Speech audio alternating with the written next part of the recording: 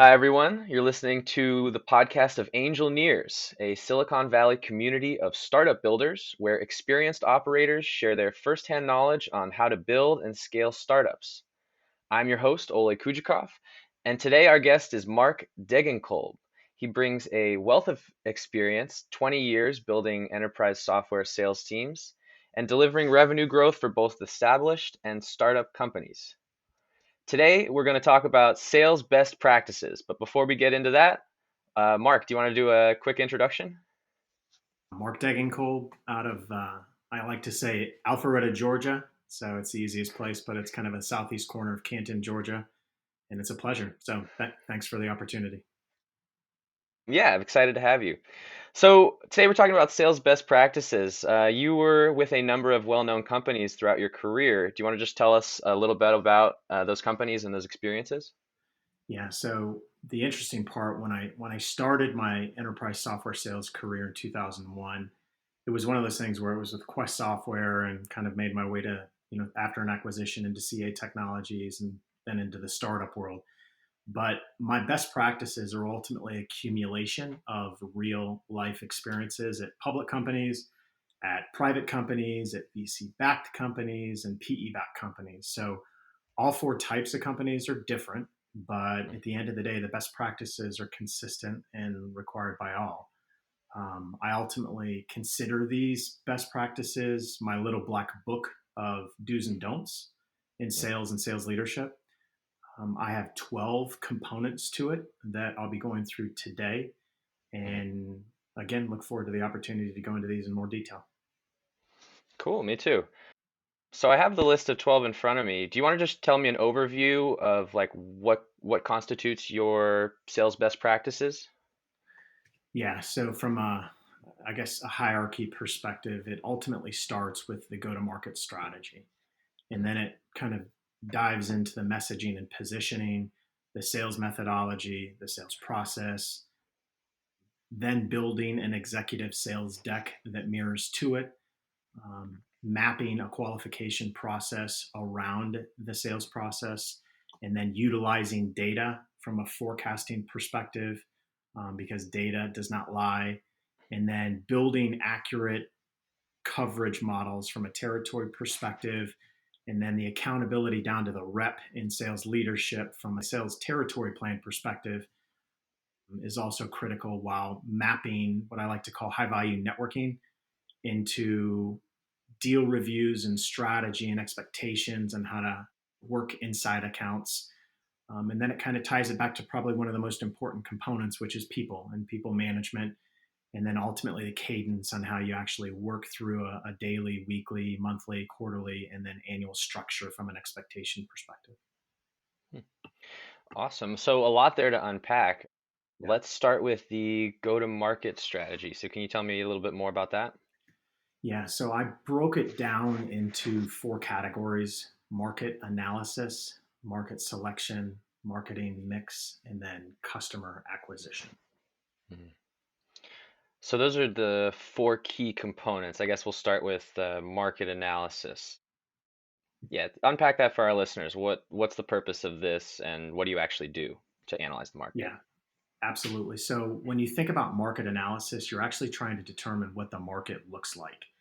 Mhm. So I like to start with the customer's needs and what challenges are customers facing today. And if you're lucky enough to have insights because you are an expert in the market or field that you're selling into, what challenges will those customers potentially be facing in the future? So what you're trying to do is map the technology and or services to the exact problem or problems faced by your target customers. After that, I like to look at the target markets. So your task in defining your target group is to identify and understand your particular niche so you can dominate it, right? You don't want to enter into something so you can be fifth place. So the better that you understand your target market, the better you'll be able to target them with relevant content, messaging, and then ads. Hmm. So quick question there. How do you do that? How do you examine your customer? How have you done that in the past? it depends ultimately where they're at. So there are customers that I've had that have a market present, they've got an identified customer need. It's more fine tuning around personas and targeted personas and what you're driving based on business value and business impact to that individual. There are other situations where I've been a part of PE firms where it's a proven market, it's a proven industry. There is a magic quadrant. It's ultimately a situation where the train has kind of fell off the tracks, and you're just ultimately trying to build in those best practices to take advantage of the product, the market, and the successes, and then just get them back to where they should be. So it truly depends in that answer. Hmm. Another key thing that I like to focus on is the market dynamics. And what I mean by that is there are ultimately forces that impact prices and behavior of producers and consumers, and these market forces, besides price, demand, and supply, also imply emotions to drive decisions and influence in the market behaviors and create price signals and things like that. So you're looking for those types of dynamics and the impact that they're going to have on the target market. So, Yeah, I'm just trying to imagine being brought in as a sales guy and you're asked to sort of understand the customer. And that is like one challenge of, focus on the customer, understand their needs, understand what they want and what they say they want, and then what they really need. I'm envisioning like a sniper with a blurry scope and he's sort of tuning that thing to really get a clear view. But how do you study something like dynamics, which is so much less obvious? That's almost like how do you study the wind as you're holding the sniper rifle? yeah. So there's another part of the section that we'll go into that'll get down to the actual messaging and targeted again. So you're not sitting there shooting a shotgun approach at the wall. You're truly focusing on the pain of an individual customer and the business impact that your technology or services will provide them. But it is an extremely challenging thing to build a go to market strategy. And it's not something that's constant, it's going to stay the exact same way forever. I've been in situations where the dynamics have truly changed based on situations you couldn't control, whether it was the economic downturn in 2008 to what we're experiencing right now with COVID. And then you incorporate competitive challenges where, and you can't predict what's going to happen. For example, if you're dealing with a conversion from an open source technology into a commercialized product, and how many other individuals are fighting for the same type of patents. I mean, these are things that fall into that category. So it's a lot of confusion that's created, but ultimately it's something that, if done properly, you can make changes quickly, and those go to market changes ultimately will drive that overarching theme and where you're going to invest time and resources to make the biggest impact as fast as possible. Not to harp on this too long, we'll move to market selection in a minute, but how do you crystallize like all that information? My guess is that you kind of like start writing stuff down, but do you have a best practice for sort of like there's a million inputs you could be looking at. How do you how do you keep track of each, and how do you monitor them? How do you view them? How do you focus when there's so many inputs, everything's changing all the time, there's competition on your neck, and you're asked to build a strategy? And you haven't even touched on the fact that how are you going to go to market with those collaborators or partners, and some companies driving 100% through SaaS-based direct business, or partners 100% driven. Like I was at an organization where almost 98% of the business went direct through partners. And Oh, so there's an entire channel complexity to it as well. mhm, It's ultimately, you've got to sit down, you've got to map out current state. And the best way I like to do it is just ultimately getting those right individuals, those executive officers inside a company in a room, mhm, utilizing a whiteboard and laying out what current state looks like today, identifying where those challenges or potential tweaks can be made on the go to market strategy, either to shorten, decrease sales cycles, increase profitability on the opportunities themselves, and things like that. So It's collaboration with the right individuals, and it's visual representation is what I like to do. Yeah, I love to hear about the whiteboard. That's one of my favorite tools too. Yeah. Okay, so let's move on to market selection. What is it and how do you do it? Yeah, so with market selection, what you're trying to do is determine whom you want to go after and how. And what I like to do is look at market segmentation first. And this is actually the process of dividing a market Mm, into potential customers, meaning groups or segments, or based on different characteristics. It could be personas, it could be industries, it could be anything like that.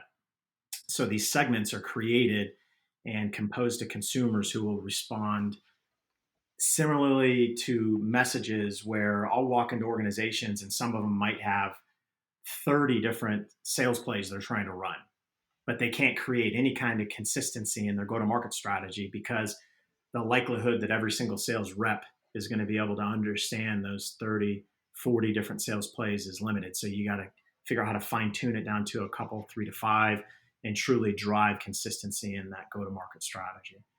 mm. Does that make sense? Yeah, it does. So you've analyzed the market and then you need to almost like create buckets for what you're going to target, and then that will make some consistency where you might have half the sales team working on SMBs and the other half working on Yep. bigger kind of clients. So you've sort of divided and conquered. Yep. And it could be, I had a conversation yesterday with an organization where they're a Series A company and they've got a goal where they've got to get 20 customers in production, referenceable customers in production by the end of the Mhm, calendar year, to go after that next phase of investment to basically go into hyper growth mode.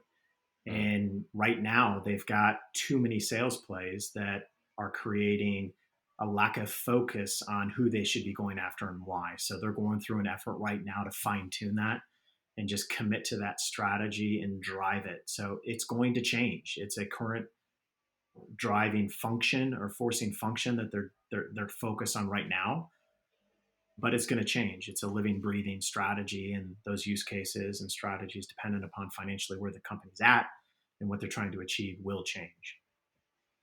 gotcha. Okay, so next, what is marketing mix? How should you do it, and why should you do it? So, marketing mix is actually the process of understanding how you sell, where you sell it, and ultimately how you sell the product or service.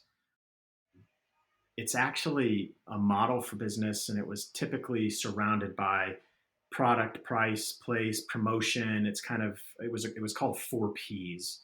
And I Mm, remembered this when I was first introduced to it when I was the president of the American Marketing Association back at Ohio University when I was in college. And it was something that they presented, but they did it into a services marketing strategy where they took the 4 Ps and turned it into 7, and they extended it by adding people, process, and then physical evidence. So it's a it's a strategy of being able to look at. I'm not going to go into all of them, but like with product ultimately refers to where you want the business offer for sale, and it may include product or services.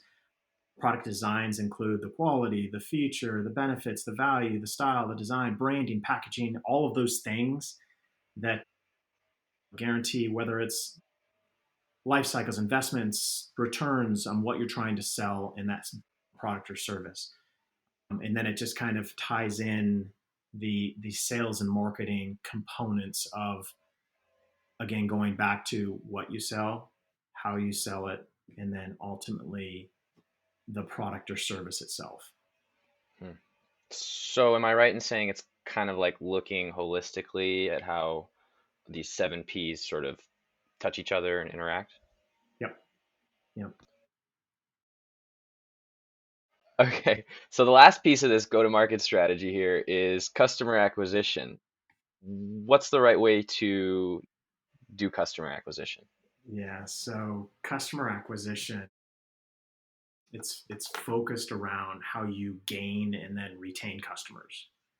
And Mm, the goal is to reduce the costs of customer acquisition and then leverage your loyal ones from a reference perspective to introductions and net new customer opportunities, things like that.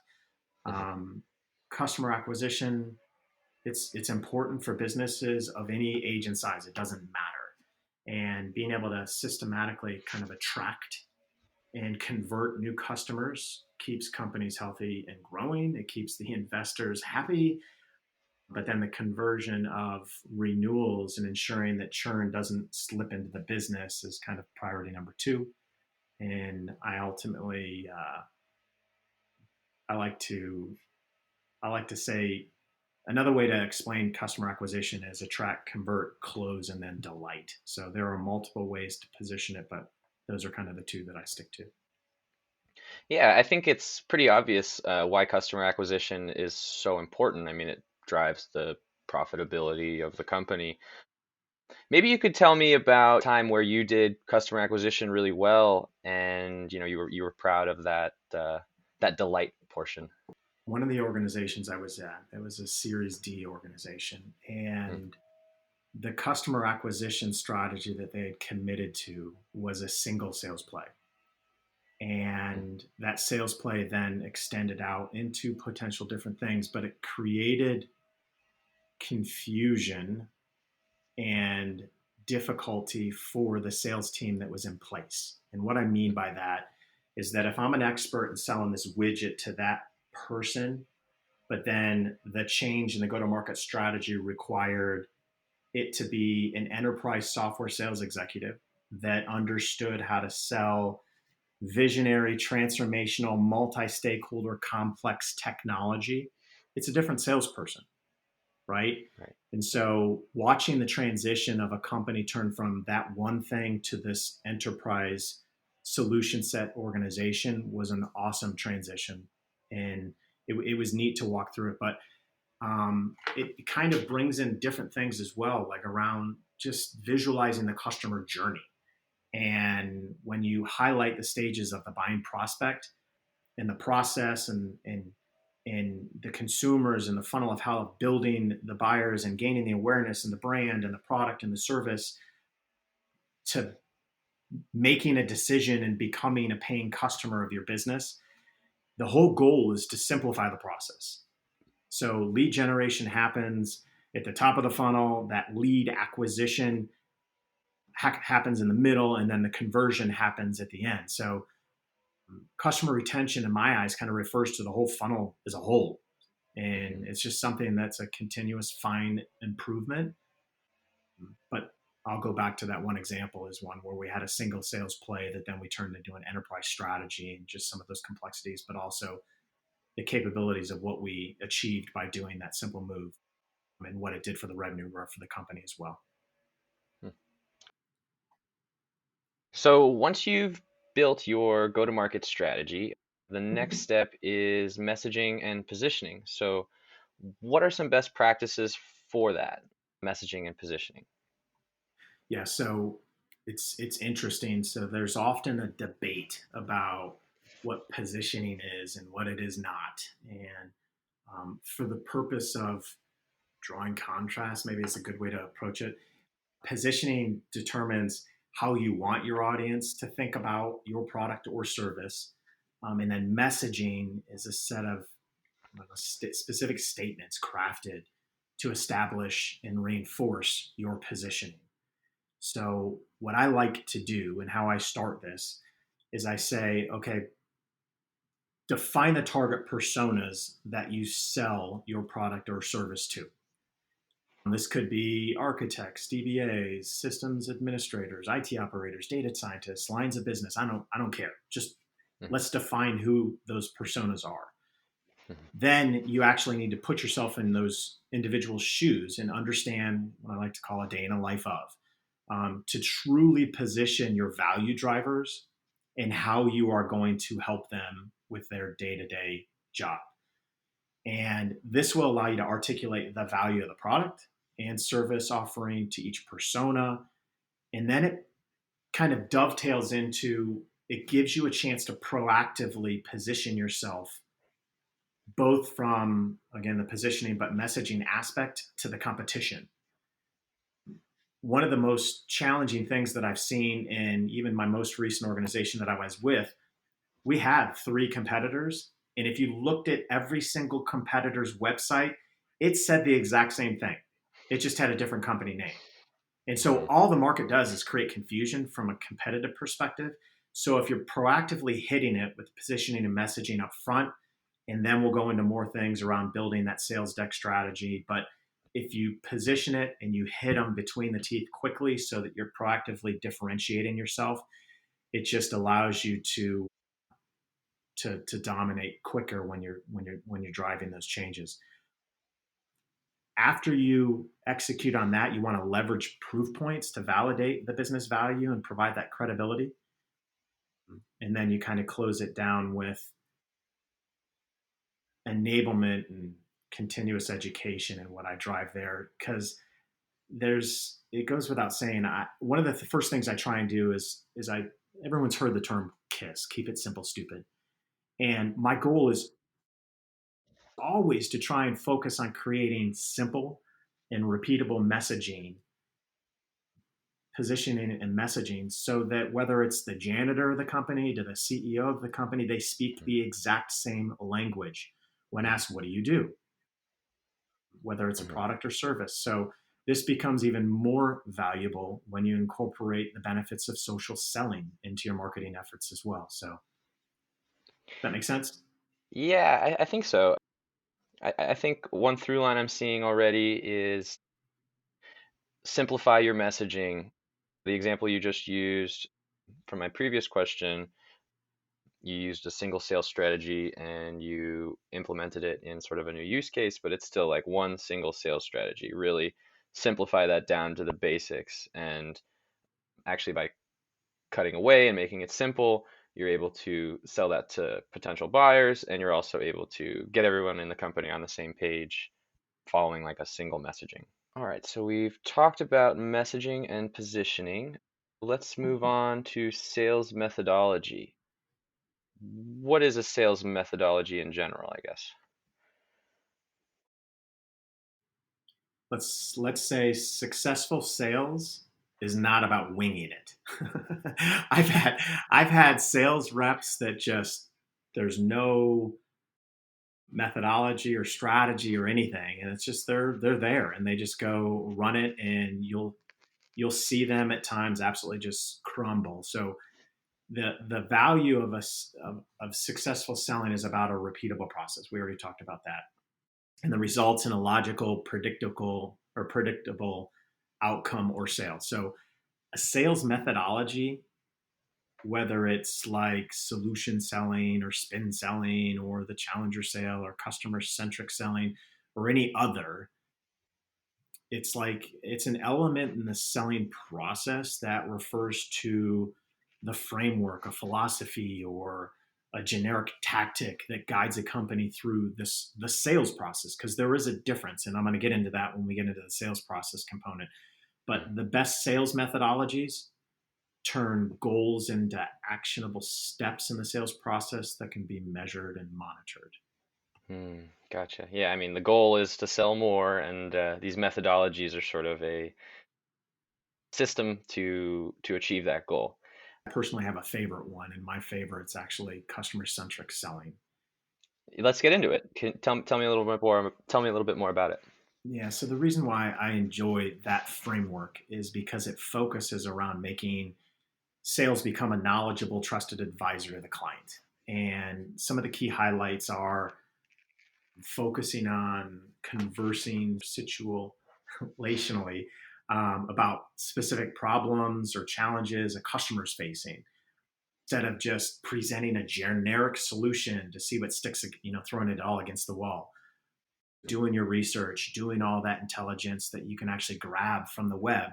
Because every organization, whether it's through a 10K or anything that's publicly positioned out there, strategically what challenges they're facing and what they're driving towards from an innovation perspective. So it's your job to figure that out.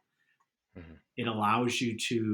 It focuses on asking relevant questions instead of offering opinions. Hmm. And I also like to call this don't tell ask. It was actually a training that I was put through at CA Technologies years ago. And what it means is I can tell you whatever I want, but the likelihood that you're going to remember it is slim to none. Hmm. But if I walked you down a path of 2 to 3 questions to make it look like it's your own idea, guess what you're going to remember, right? So it's Hmm. just neat little things like that that I've built into the components in that methodology that I value. Yeah, it's one of those things when you tell someone something, it's like in one ear, out the other. But Yeah. if you ask them a question, they have to actually move the gears in their head, think it through, come up with an answer, and that's much more repeatable. That's much more memorable. One question I have for you about your sales methodology, I guess, do you ever go back and listen to your calls and sort of try to gain insights there that way? Yeah, so it's a natural kind of continuous education strategy. If you don't have the technology to do it, it obviously you can do the recording on Zoom or whatever it might be, but it's just a great way to not only listen how you position, how you message, how you speak to executive officers, to technologists, to just understanding all the things that we were taught back in the day around not utilizing filler words and everything and anything. So it's a great coaching tool that I push the sales leadership to absolutely drive from a continuous education perspective with their reps. Yeah, I mean, I think it's so important. It's one of those counterintuitive things where you might think like we have two options here. We could send the sales guys on 100 calls a day, if that was possible. Or we could do 50 calls and they could listen to another 50. It's probably even less than that. But the immediate reaction would be to do more calls is better. But I do think the old adage of like sharpen your axe twice and chop the tree once is what I believe in here. But does your experience agree with that? Yeah, What have you learned?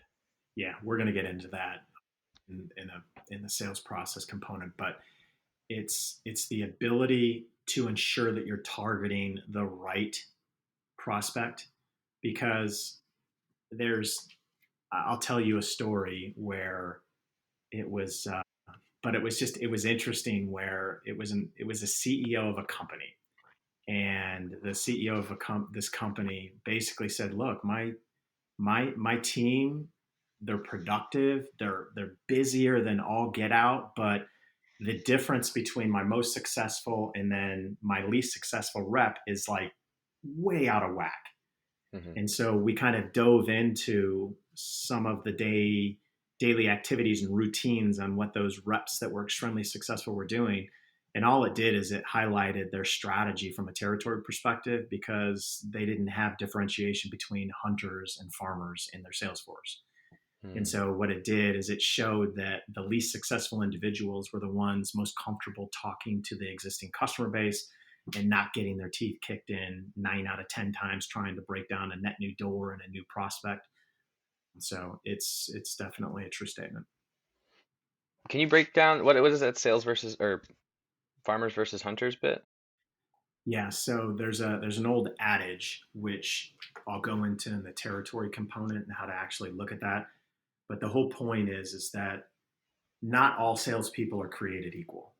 And Hmm. what I mean by that is that you've got to understand and you have to ensure that there's self-awareness between your reps and you to understand their strengths or weaknesses. So what are your top 3 strengths? What are your top 3 weaknesses? And if they can come up with any weaknesses, then you know you have a problem because Hmm. you want to exploit the strengths and then you want to continuously improve on the weaknesses.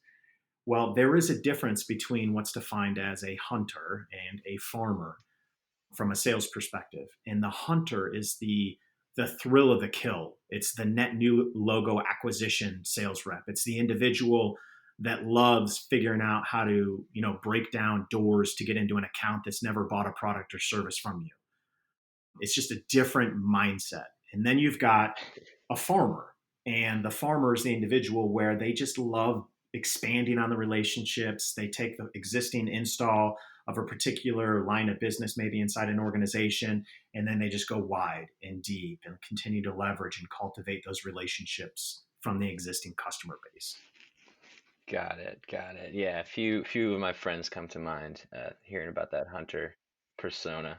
Don't say their name. Let's get back to your methodology here. We were going to talk about sales process next. So what are the key components here of the sales process?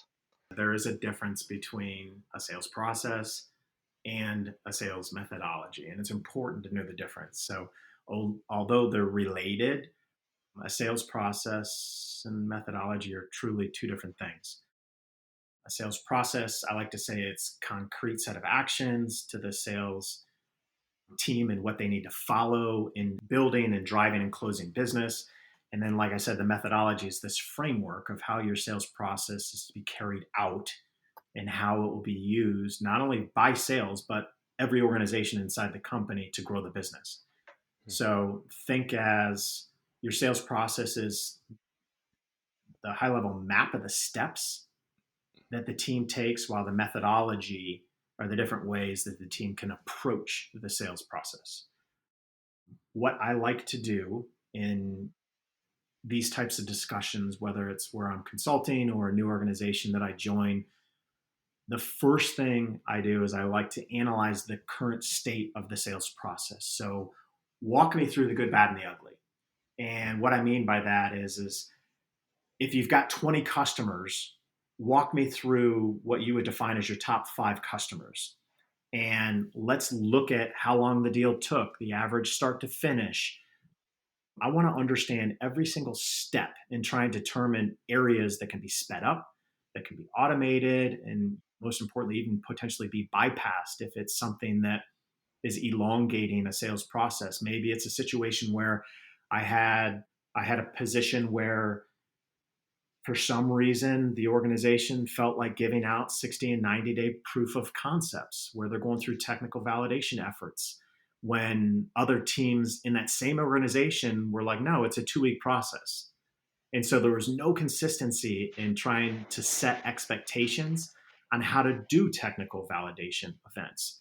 So once you understand it and then you figure out the repeatable components to it, then you build out what a perfect sales process looks like. So after we go through current state, then I like to lay out the buyer's journey for the targeted personas that you're going after. So this is a replication of, again, the perfect sales process and the steps and the actions that were required to close the business. Mhm. That then allows you to define the prospect's actions and activities that move them from one stage to another in the sales process.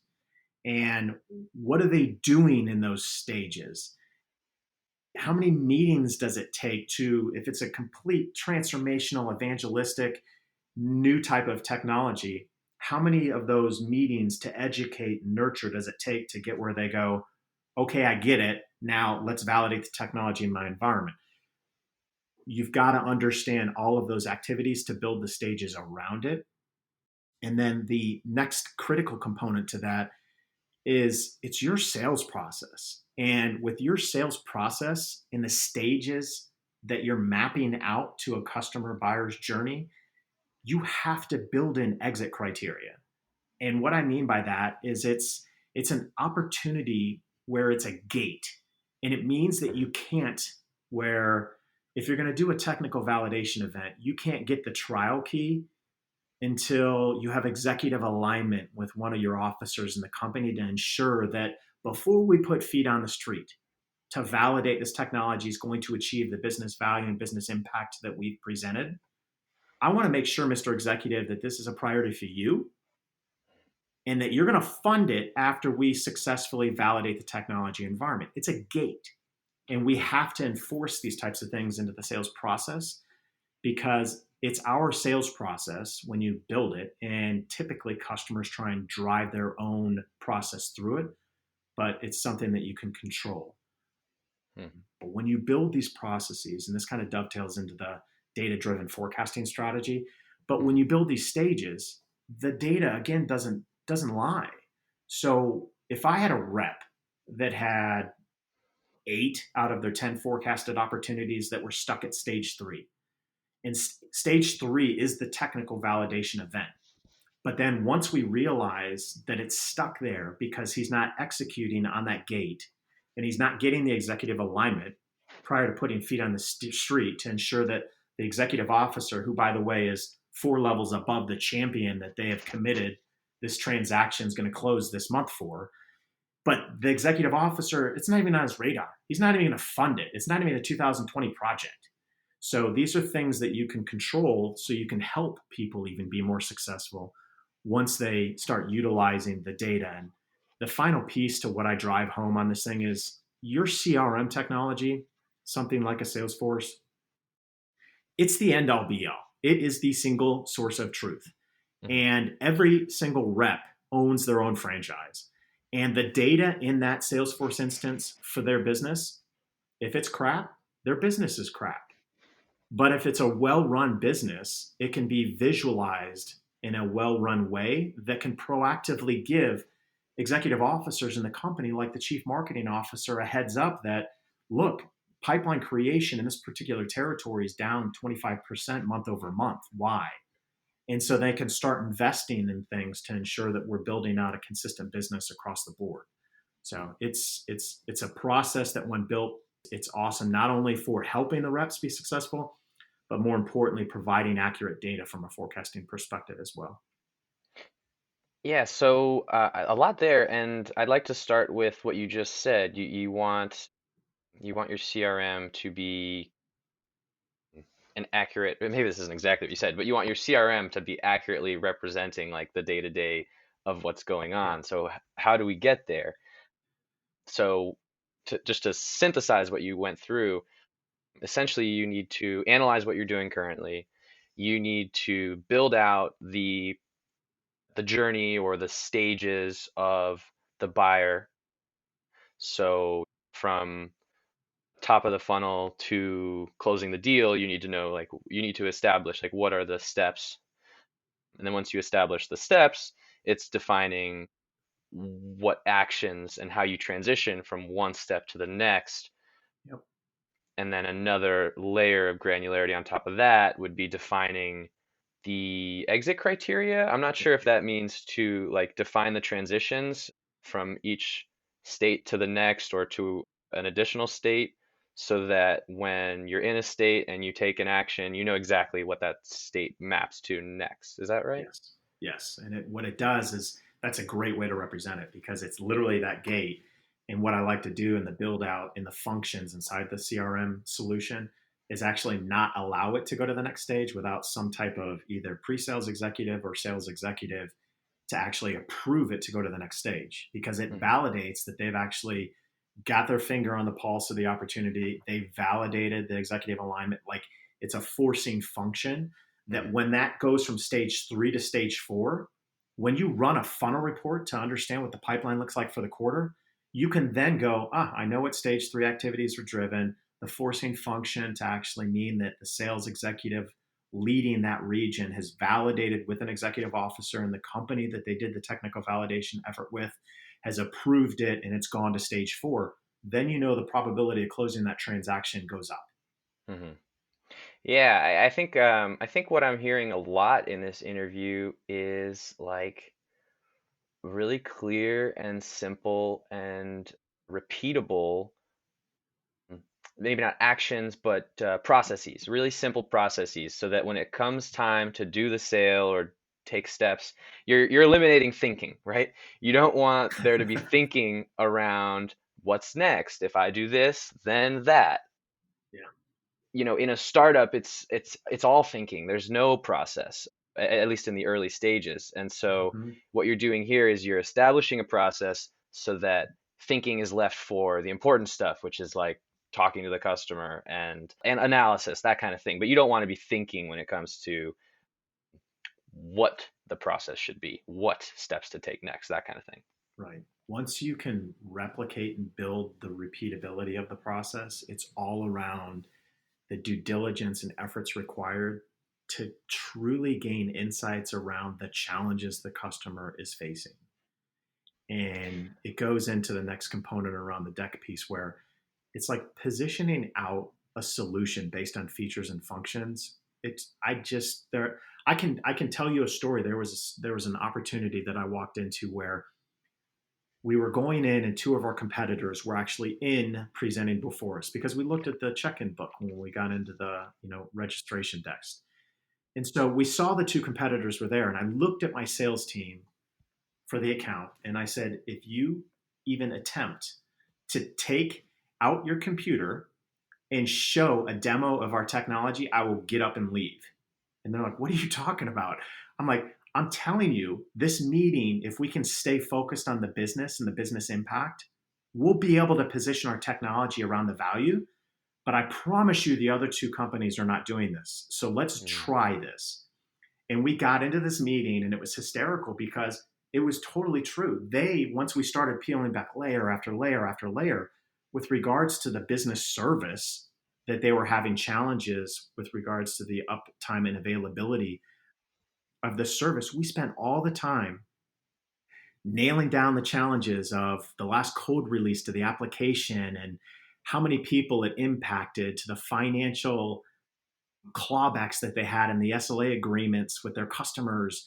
And we're sitting there going, we can only charge you list price. And list price is like 1/10 of what you just told us from a revenue loss perspective that you've achieved.